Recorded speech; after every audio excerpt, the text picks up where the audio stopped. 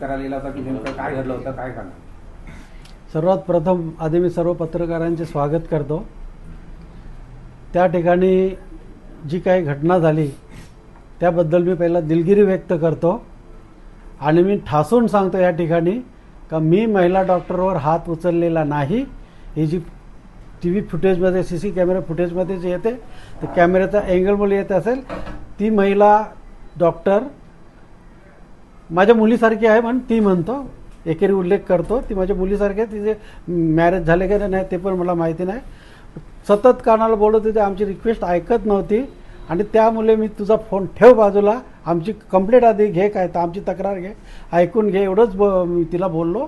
आणि मी त्या महिलेला मारलेलं नाही. आम्हाला बाळासाहेबांची शिकवण आहे, त्यामुळे महिलांवर आम्ही हात उचलला नाही आणि याच्यापुढे उचलणार नाही.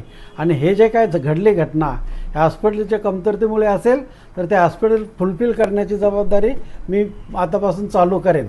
परंतु याच्यापुढे ज्यांच्यासाठी मी जे काम केलेलं आहे, ज्यांच्यासाठी मी धावून गेलो, जिच्यावरती संकट आलं होतं, अडचणीत आली होती, समस्या निर्माण झाली होती, त्यांच्यात तोंडून तुम्ही ऐका काय घडले ते त्या सांगतील तुम्हाला. विषय असा आहे की नेमकं तुम्ही तिथे का गेलात, कोणाच्या फोनवर झालं, कशासाठी गेलात आणि मग तिथं तुम्हाला काय असं उत्तर मिळालं की तुम्हाला हे ऍक्शन घ्यावे लागेल?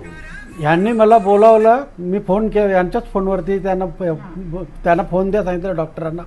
डॉक्टरांनी माझे फोन घेतले नाही आणि 2-2, 3-3, 4-4 वेळेला प्रयत्न करून सुद्धा घेतला. ह्या सारख्या रडत होत्या.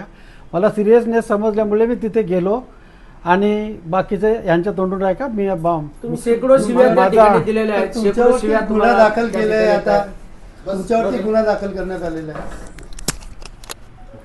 ते आधी यांच्यात तोंडून आहे का, बाकीचा संभव मी तुम्हाला व्हिडिओ बनवून देतो सर्व.